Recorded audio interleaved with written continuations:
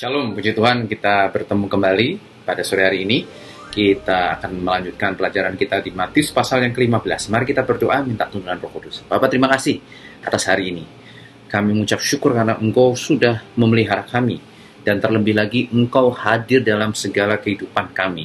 Terima kasih Engkau sudah menyatakan kehendak-Mu melalui kebenaran firman Tuhan dalam tuntunan Roh Kudus dalam hidup kami sehari-hari. Sekarang Tuhan, kami belajar kebenaran firman Tuhan. Berfirmanlah, kami mohon di dalam nama Yesus. Haleluya. Amin. Mari kita buka Alkitab kita di Matius pasal yang ke-15. Kita langsung lihat ayat yang pertama. Kemudian datanglah beberapa orang Farisi dan ahli Taurat dari Yerusalem kepada mereka dan berkata, ingat Bapak Ibu Saudari, minggu lalu Yesus sedang berada di Genesaret ya, setelah dia berjalan di atas air ya. Mengapa murid-muridmu melanggar adat istiadat nenek moyang kita? Mereka tidak membasuh sebelum makan. Ya, tapi jawab Yesus kepada mereka, mengapa kamu pun melanggar perintah Allah demi adat istiadat nenek moyangmu? Mengapa kamu melanggar perintah Allah demi adat istiadat nenek moyangmu? Bapak Saudari, Yesus bicara dua hal. Perintah Allah dan adat istiadat nenek moyang. Kenapa? Ayat 4. Sebab Allah berfirman, hormatilah ayahmu dan ibumu. Dan lagi, siapa yang mengutuki ayahnya atau ibunya pasti dihukum mati. Ya, hukumannya mati. Tapi mereka ini berkata, adat istiadat, barang siapa berkata kepada bapaknya atau kepada ibunya, apa yang ada padaku yang dapat digunakan untuk pemeliharaanmu sudah digunakan untuk persembahan kepada Allah. Orang itu tidak wajib lagi menghormati bapaknya atau ibunya. Ya, dengan demikian firman Allah kamu nyatakan tidak berlaku demi adat istiadatmu sendiri. Bapak Ibu Saudari, dalam tradisi Yahudi ya, apalagi sejak 400 tahun masa diam dan kerajaan itu sudah hancur gitu, banyak sekali sekte-sekte Farisi ya, ahli Taurat yang membuat aturan-aturan tambahan yang jumlahnya banyak, yang justru membebani seperti itu. Dan mereka konsennya ke situ. Seperti itu Bapak Ibu Saudari ya. Mereka membebankan ini kepada orang-orang. Jadi contohnya seperti ini kalau kita lihat. Contoh, mereka berkata bahwa ya aku mempersembahkan untuk Allah gitu ya.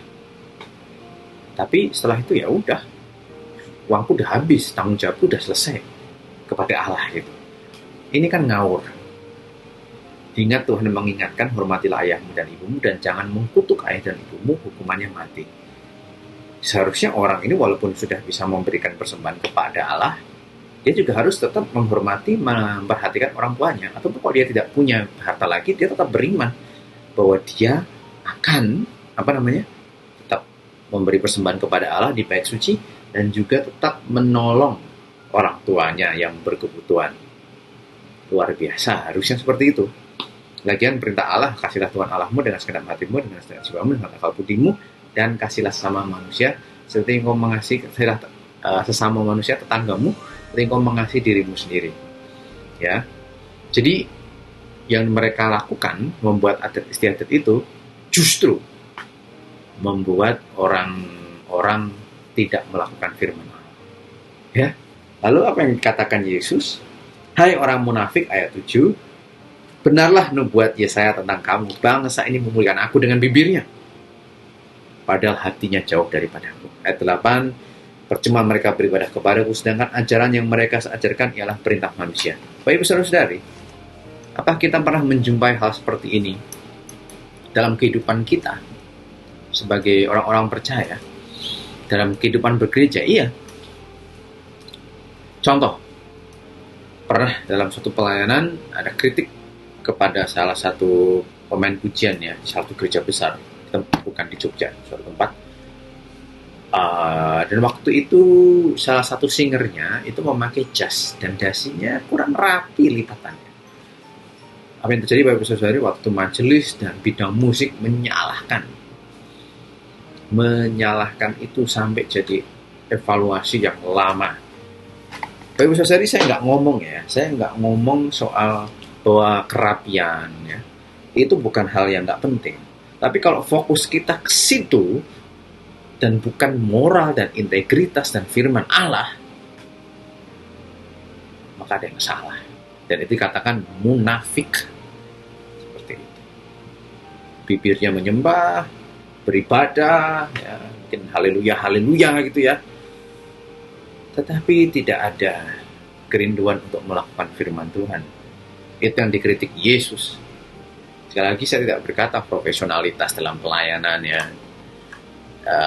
penampilan ya. Tapi kalau suatu gereja atau orang-orang fokusnya ke situ dan mengesampingkan integritas moral firman Allah, salah. Karena itu yang utama. Jadi kebalik kebanyakan sekarang ini. Program-program misbudgeting gitu ya, tapi nggak pernah nginjili orang, nggak bertobat ya dari dosa-dosanya, dosa pikiran, perkataan, mulut, perbuatannya tidak sembuh-sembuh. Itu omong kosong, kata Yesus. Lalu Yesus memanggil orang banyak, ayat 10 dan ayat 11, dengar dan camkanlah. Kalau Yesus bilang formula ini, dengar dan camkan, itu berarti penting. Bukan yang masuk ke dalam mulut yang menajiskan orang, melainkan yang keluar dari mulut itulah yang menajiskan orang. Masih ingat ayat 1? Maaf, ayat 2. Mereka bertanya, kenapa murid-muridmu tidak membasuh ya tangan? Kan Yesus langsung ngomong kan ke serangannya orang Farisi itu. Ya. Ayat 12, murid-muridnya datang. Perkataanmu itu menjadi batu sandungan bagi orang-orang Farisi. Batu sandungan untuk percaya Yesus sebagai Mesias. Saya tafsirkan seperti itu ya. Tapi jawab Yesus, setiap tanaman yang tidak ditanam oleh Bapa di surga akan dicabut sampai seakar-akarnya. Yesus tahu bahwa mereka ini fasik. Yesus tahu bahwa mereka ini mementingkan yang luar. Bukan perintah Allah, tapi adat istiadat. Yesus tahu bibir mereka komat-kamit menghafalkan hukum Taurat. Sampai semua titik komanya, ya, konsonannya semua paham. Beribadah mungkin hampir tiap hari ke bait Allah, seperti itu. Atau belajar di sinagoge. Tapi hati mereka tidak benar. Dan mereka akan dicabut. Seperti itu ya. Lalu Petrus berkata, jelaskanlah perumpamaan itu kepada kami. Ayat 15, kamu pun masih belum dapat memahaminya. Tidak tahukah kamu bahwa segala sesuatu yang masuk ke dalam mulut turun ke dalam jamban? Ya, turun ke dalam perut lalu dibuang di jamban. Tetapi apa yang keluar dari mulut berasal dari hati. Dan itulah yang menajiskan orang. Jadi bukan tangannya, bukan yang masuk, tapi hatinya. Baik saudari, Yesus mengkritik keras itu. Kamu sibuk ngomongin yang nggak penting-penting, tapi hatimu itulah yang najis. Seperti itu. Di zaman sekarang ya, performance, kelihatan luar-luarnya aja, menyembah bibirnya bagaimana, tapi hatinya jahat. Bisa. Ada orang yang ke gereja kayak gitu, bisa banyak. Makanya kita terus harus bertobat. Setiap hari harus datang kepada Tuhan, berlutut menyembah kepada Tuhan, membaca firman Tuhan tiap hari. Tuhan, periksalah hatiku, examine. Jadi bahasa Inggrisnya seperti Tuhan melihat, menguji hati kita. Hati kita gimana? Seperti itu ya. Ayat 19. Najis kenapa ayat 19? Karena dari hati timbul segala pikiran jahat, pembunuhan, perzinahan, percabulan, pencurian, sumpah palsu, dan hujat. Ayat 20. Itulah yang menajiskan orang. Tetapi makan dengan tangan tidak dibasuh tidak menajiskan orang. Itu yang utama, saudara ya. Hati yang utama. Sekarang ayat berikutnya, ayat 21 sampai ayat 28. Lalu Yesus pergi dari situ, dari sekitar Genesaret, dan menyingkir ke daerah Tirus dan Sidon. Cukup jauh ya, dari sekitar Galilea, menuju ke Tirus dan Sidon, ada di utara. Di pantai barat ya, di arah laut. Maka datanglah seorang perempuan Kanaan dari daerah itu dan berkata, dan berseru, kasihanilah aku ya Tuhan, anak Daud, karena anakku perempuan kerasukan setan dan sangat menderita. Tetapi Yesus sama sekali tidak menjawabnya. Ingat, dia orang Kanaan dari Tirus dan Sidon, dia orang kafir, ya. Suruhlah ia pergi, ia mengikuti kita dengan berteriak-teriak. Jawab Yesus, aku diutus hanya kepada domba-domba yang hilang dari umat Israel. Ini penolakan, saudara ya. Ingat, walaupun perempuan ini di ayat 22 tahu bahwa Yesus itu adalah Tuhan anak Daud ya. Tidak manggil dia rabi, guru, enggak. tapi Tuhan anak Daud. Ini udah imannya udah besar ini. Tapi perempuan itu ayat 25 waktu ditolak, kamu kafir bukan orang Israel, domba-domba, yes, perempuan ini mendekat dan menyembah. Ayat 25 sekali lagi, perempuan ini mendekat dan menyembah. Sambil berkata, Tuhan tolonglah. Luar biasa. Itu belum apa-apa. Lihat. Tetapi Yesus menjawab, tidak patut mengambil roti yang disediakan bagi anak-anak dan melemparkannya kepada anjing. Ini lebih sadis lagi ya. Ayat 27, kata perempuan itu, benar, Tuhan, namun anjing itu makan remah-remah yang jatuh dari meja tuannya. Maka Yesus menjawab dan berkata kepadanya, hai ibu besar imanmu, maka jadilah kepadamu seperti yang kau hendaki. Dan seketika itu juga anaknya sembuh. Baik saudari, ini sudah orang kafir, sudah bisa ditolak sekali, tapi dia mendekat dan menyembah, ditolak kedua kali, dibilang anjing, gitu. Tapi dia berkata, ya anjing itu nggak kemana-mana. Dia akan mendekat kepada tuannya untuk minta remahannya. Dia nggak berani ambil ke atas, enggak. Tapi dia menerima. Memang aku mungkin kafir, tapi di situ. Bapak Ibu saudari, apakah Tuhan itu mau menganggap orang ini kafir? Enggak. Tuhan menguji dia. Apa Bapak Ibu saudari? Besar imanmu. Besar imanmu. Karena sudah ditolak, dia mendekat dan menyembah. Dibilang anjing, dia berkata, aku memang anjing. Dan aku akan makan remah-remah. Itulah besar iman. Bapak Ibu saudari, siapa dari kita yang gampang kecewa sama Tuhan, gampang mundur ke belakang, mungkin kita punya masalah dengan orang, atau kecewa kepada apa yang kita mau tidak terjadi gitu ya. Belajarlah dari wanita kafir ini. Kenapa? Besar iman. Kalau Bapak Ibu Saudara ditolak 2, 3 kali, 4 kali, mungkin ini merupakan saat untuk Tuhan berkata, besar imanmu, hai engkau ibu, hai engkau mas, hai engkau anak muda, jangan kecewa dan menolak aku. Masih ingat kata Yesus ya?